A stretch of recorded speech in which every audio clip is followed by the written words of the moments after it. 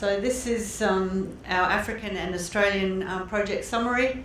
This is a piece of core coming out of our Congo nickel copper intrusive sulfide deposit or discovery in northern Uganda. And disclaimer there, I hope you've read that in double quick time. We'll move on now to describing the company. We're essentially a first mover, greenfields explorer discoverer in Africa and Australia, and we have now 3 high quality exploration projects. The commodities that we're concentrating on are nickel, copper and gold. And in Uganda we have a nickel copper sulfide discovery. It's now in joint venture with Rio Tinto. We've met Rio here at the conference 2 years ago. We introduced them to the project. The following year we spent a lot of time in discussions doing a deal, and we're pleased to say that in 2018 we actually started work. We're managers of the project there. Our second project is our Obelisk copper gold discovery in PATERSON North in Western Australia. Interestingly enough, Rio are our partner, and not our partner, our neighbour in that part of the world as well. And our third project is an MVT zinc play in the Canning Basin in northwestern Australia. Capital structure, we've got 1.5 billion shares on issue at 0.9%, market cap of 13 million, and we've got cash sitting in there at the moment at 4.4 million. 1.3 of that is reserved for the Rio Tinto joint venture.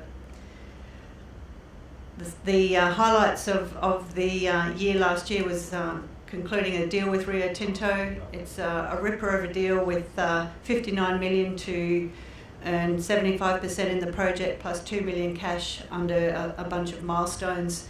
That's over about 11 years. The initial earning period is to 51% for $12 million. And we're currently managing exploration for the first 18 months of that project. We've been busy up there for the last 6 months doing gravity surveying, a whole lot of soil sampling, and we've drilled about 7 holes in the last couple of months. We haven't finished cutting the core yet, so we don't have any results from that project.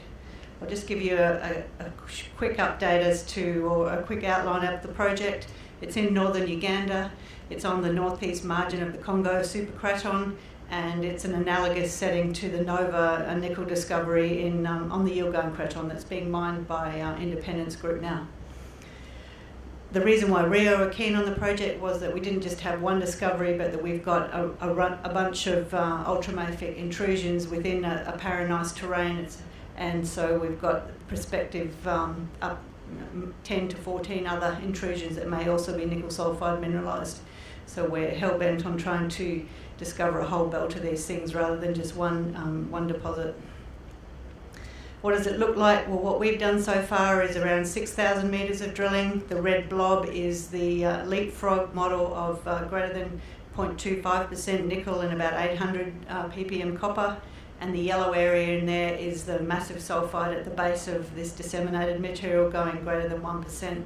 And that's what we're targeting going forward. It's open down plunge, and we haven't drilled the eastern margin of the intrusion either. We just have a look at one hole from there, that AKD 17, we drilled that in late 2016, and that hole had about 84 metres at about 0.5% nickel equivalent, and importantly it had a nice massive sulfide zone at the base of around 5 metres and about 7 metres at 1% nickel, and some of that material goes at 1.5% nickel and 2% copper. So that's the material that we're targeting down plunge in that Congo intrusion. We're spending a lot of time with the community. It's a real priority of ours to, if you go into a new area, to get that social licence to operate is really important, and we're very much a part of that community, and they're very welcoming in that part of the world. So we're really proud of our track record there. In Australia, we've got a project called it's called the Great Sandy Project, or PATERSON North, and we've got a copper discovery called Obelisk there.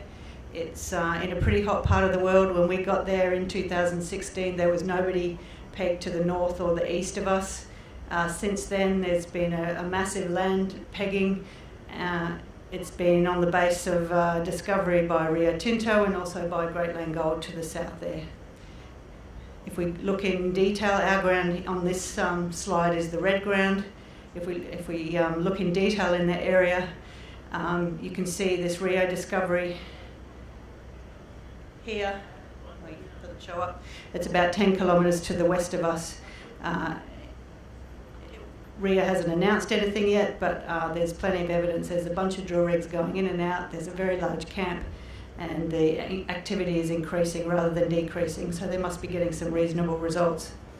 What's important for us is that what we've found and what we think they've found, it's all explorable by using airborne geophysics. So our plan going forward is to do an airborne EM survey this coming field season.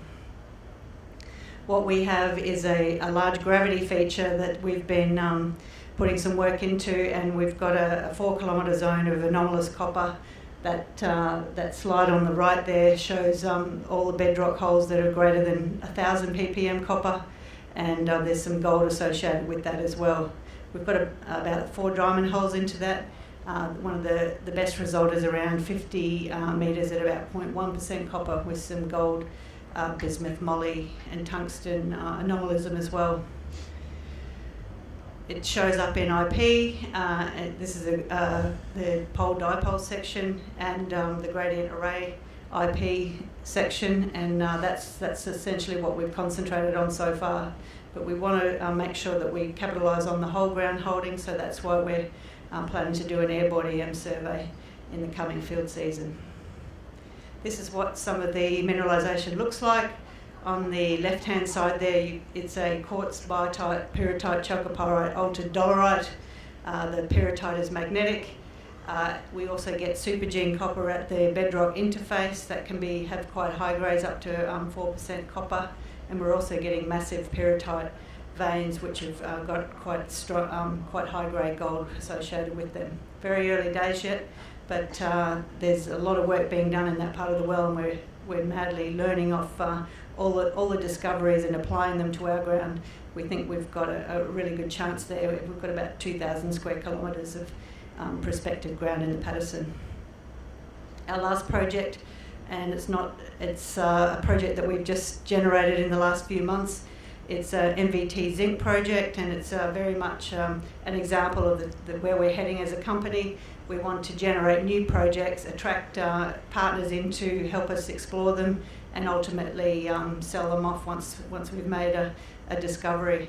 This one is essentially looking at another part of the basin where the fluids, the zinc-rich fluids, have moved out of the Fitzroy Trough to the north into the Leonard Shelf, which is outcropping. They've also moved to the south onto the Barbwire Terrace, and this position hasn't been explored. However, we've found we've looked at some core in the mines department in recent months, and we zapped the marcasite halo in some carbonate rocks there, and we got up to 2% zinc in that marcasite altered carbonate rock. So we've got about 100 kilometres of strike length on a leading edge fault on the edge of the Fitzroy Trough there, an analogous setting to the Leonard Shelf MVT zinc deposits. We like these sorts of deposits because they form really clean concentrates, which are very attractive to the smelters. Planning forward, we're very active in Uganda at the moment. We're just about to go up to site and have a joint venture meeting with Rio Tinto. The work's continuing there. In the Paterson, we're waiting for the wet season to be over, and then we're going to get back in there and do an airborne EM survey. We've learned a lot from the work that we've done in the last couple of years, and we're really hoping that Rio announce their discovery soon so we can learn a lot more. In the Barbwire Terrace, we've put together a whole 3D model with the assistance of Model Earth. We've used a lot of the seismic data that's become available on OpenFile, and there's a brand new gravity survey that we've also been able to incorporate into a 3D model there. So we've got a 3D model and a new information memorandum there if you're interested in talking to us about that project. And thank you very much. Hopefully under 10 minutes.